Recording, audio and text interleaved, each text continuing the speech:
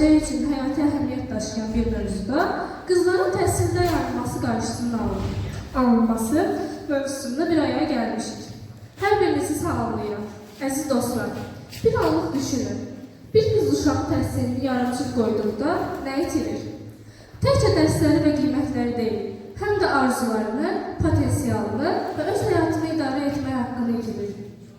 Hər bir qız uşağının qəlbində böyük bir dünya, saysız-hesabsız və bacarıqlar gizlənir. Təhsil o dünyanı kəşf etmək üçün bizə verilən ən qiymətli açardır. Təhsil bizə sadəcə oxumağı və yazmağı öyrətmir. O bizə düzgün qərar verməyi, çətinliklərlə mübarizə aparmağı, azad və müstəqil düşünməyi öyrənir. Təhsilli bir qız, savağın bacarıqlı həkimi, uğurlu mühəndisi, ədalətli hakimi, yaxud nümunəvi müəllimi ola bilər. Təhsil bizə özümüzə güvənmə hissi verir. Bilgi ən böyük gücdür. Mən məktəb yoldaşlarıma səslənirəm. Təhsil yolunuzda qarşılaşdığınız çətinliklərdən qorxmayın. Bəlkə bəzən dərslər çətin gəlir, bəlkə bəzən kənardan təzyiqlər hiss edirik. Amma unutmayın, hər bir çətinlik böyük bir uğurun başlanğıcıdır. Məqsədlərimizi böyük tutaq, gözümüzü gələcəyə dikək. Bizim gələcəyimiz heç kimin qərarı ilə deyil, yalnız bizim əzmkarlığımız və bilik sevgimizlə yazılacaq. Erkən yaşda ailə qurmaq, məktəbi yarımçıq buraxmaq, bir qızın gələcəyinə edilən ən böyük ədalətsizlikdir. Təhsil imkanı əlindən alınan bir qız, eyni zamanda sabahın təhsilli anası olmaq şansını da itirir. Unutmayaq ki, bir qadının təhsili bütün bir ailənin və cəmiyyətin təhsilidir. Dəyərli müəllimlər, siz bizim yol göstərənlərimiz, əsas motivasiya mənbəyimizsiniz. Bizi yalnız dərs keçməyin, həm də dünyanı kəşf etməyə, sərhədləri aşmağa və heç vaxt yurtdan düşməməyə ruhlandırın.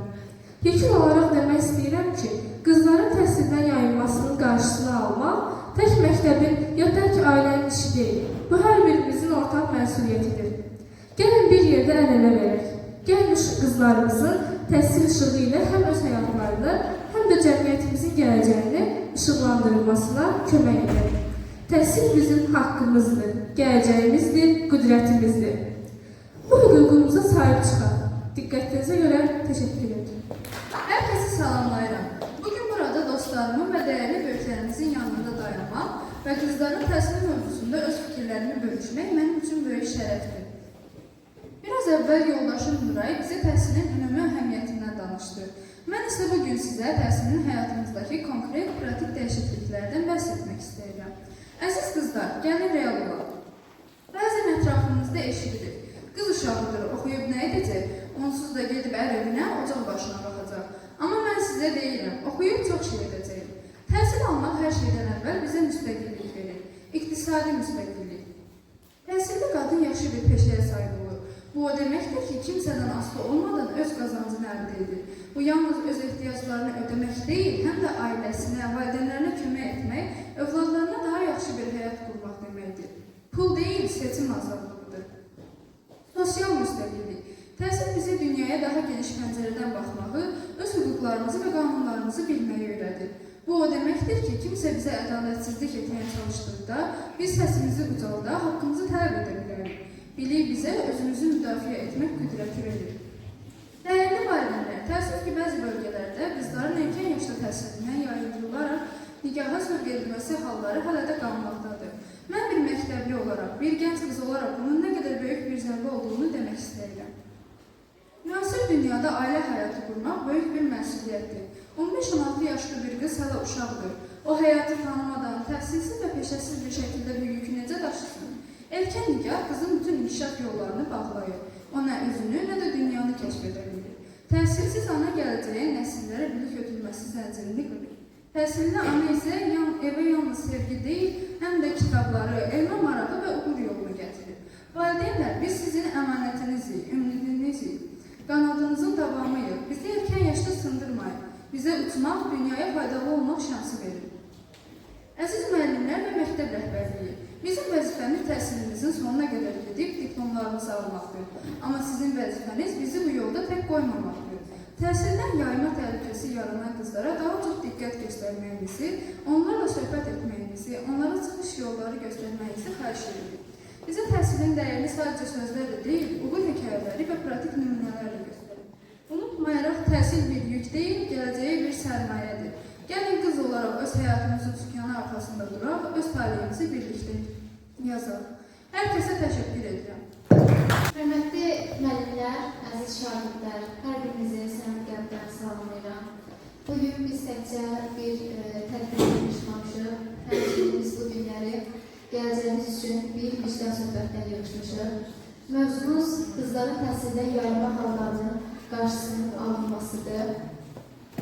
Bu, əziz şagirdlər, müəllimlər, sadə bir problem deyil. Bu, bizim cəmiyyətimizin illərdir davam edən ən ağırlı yaralarından biridir. Biz hər gün məktəb otaqlarında, dəhlizlərdə gələcəyin müəllimlərini, həkimlərini, mühəndislərini görürük. Bir sözlə gələcəyin analarını görürük. Onların hər biri potensial uğur hekayəsidir. Lakin təəssüflər olsun ki, bəzi hallarda bu uğur hekayələri yarımçıq qalır. Statistik rəqəmlər göstərir ki, qızların təhsildən yayılmasının əsas səbəblərini ilk növbədə erkən nikahlar, ikinci növbədə ailənin maddi çətinlikləri və köhnəlməyən bəzi stereotiplərdir. Mövzumuzun, sözlərimizin nə qədər həssas olduğunu göstərmək üçün bu yaxınlarda baş verən Astara rayonunun Deqədi kəndində 17 yaşlı Əfsanə İmanova'nın faciəsini hatırlamalıyıq. Əfsanənin cəmi 17 yaşı var idi. O, hal-hazırda məktəbdə oxumalı, ali təhsilə hazırlaşmalı idi. Lakin həyat onu məktəb skamyasından birbaşa ağır məsuliyyətə, erkən analığa apardı. Bəlkə də əfsanənin hədəflərinin arasında gerçəkləşdirmək istədiyi saysız-hesabsız arzular var idi. Lakin əfsanənin tarihi toy günü xəstəxanada sona çatdı. Əziz qızlar, əziz müəllimlər, sizlərə sual verirəm.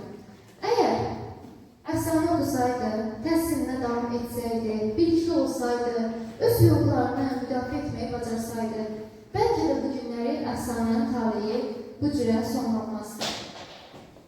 Çünki təhsil qızlara, təhsil insana təkcə bilik deyil, həm də öz hüquqlarını, öz həyatı ilə bağlı düzgün qərarları müdafiə etmək məsuliyyəti, həmin cəsarəti verir. Bəzi valideynlər düşünür ki, qızlarının ən böyük uğuru, ən yaxşı gələcəyi onların evlənməsidir. Lakin əziz qızlar, heç bir zaman unutmayın ki, bəzək qızılda deyil, bəzək təhsildədir. Biz əfsanəni itirdik. Biz bu günləri əfsanəni geri qaytıra bilmərik. Amma əfsanənin faciəsini unutmamalıyıq ki, onun kimi bundan sonra da yüzlərlə qızımız bu hadisənin qurbanı olmasın. Əfsanənin faciəsi bizim üçün bir həyat zəngidir, bizim üçün bir həyat dərsidir. Hansı ki, o zəng bizə deyir ki, dayanın, övladlarınızın taleyi ilə bu qədər erkən oynamayın. Vaxtından əvvəl məktəbdən, təhsildən yayındırılan hər bir qızın həyatı ciddi təhlükə altındadır. Və biz bu problemi həll etmək üçün kollektiv çalışmalıyıq. Valideynlər, müəllimlər və şagirdlər. İlk növbədə valideynlər övladının təhsilə nəzarətini gücləndirməlidir. Onların məktəb dairəsini, dərslərə olan diqqətini daima nəzarətdə saxlamalıdır. İkinci növbədə biz müəllimlərin üzərində düşən vəzifə odur ki, əgər dərsə gəlməyən şagirdlər varsa, artıq bir şagird müəyyən müddətli dərslərdən kənarda qalıbsa, biz bunu vaxtında aşkar edib, lazım tədbirlər görməliyik. Lazım gəldikdə həmin şagirdlərlə və onların valideynləri ilə fərdi söhbətlər aparmalıyıq ki, bu kimi hadisələr baş verməsin, əfsanənin faciəsi təkrarlanmasın. Üçüncü növbədə əziz qızlar, ən əsası isə sizlərsiniz.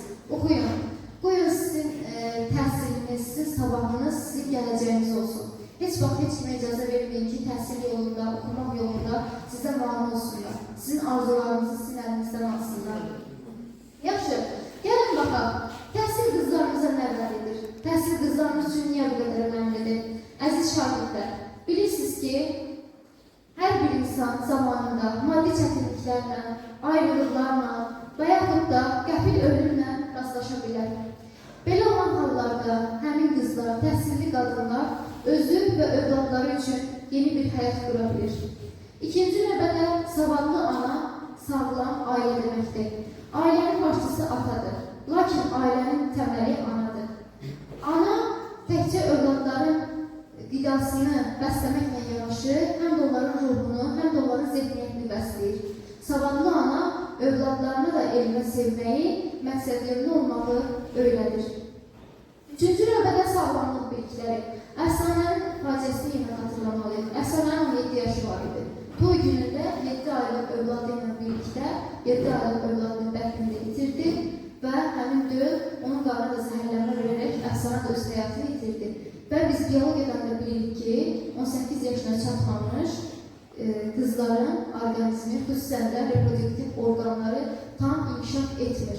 Tam inkişaf etmədiyi üçün də erkən nikah hallarında həm doğulan körpənin, həm də ananın həyatı risk altındadır.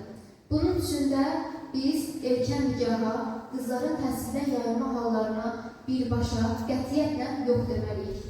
Digər tərəfdən baxanda, qızların erkən nikaha daxil edilməsi və təhsildən yayındırılması psixoloji cəhətdən də uşaqlar üçün böyük zərbədir. Belə ki, əsasən qızların inkişaf dövrü, şəxsiyyətin formalaşması yuxarı yaş dövrlərində baş verir.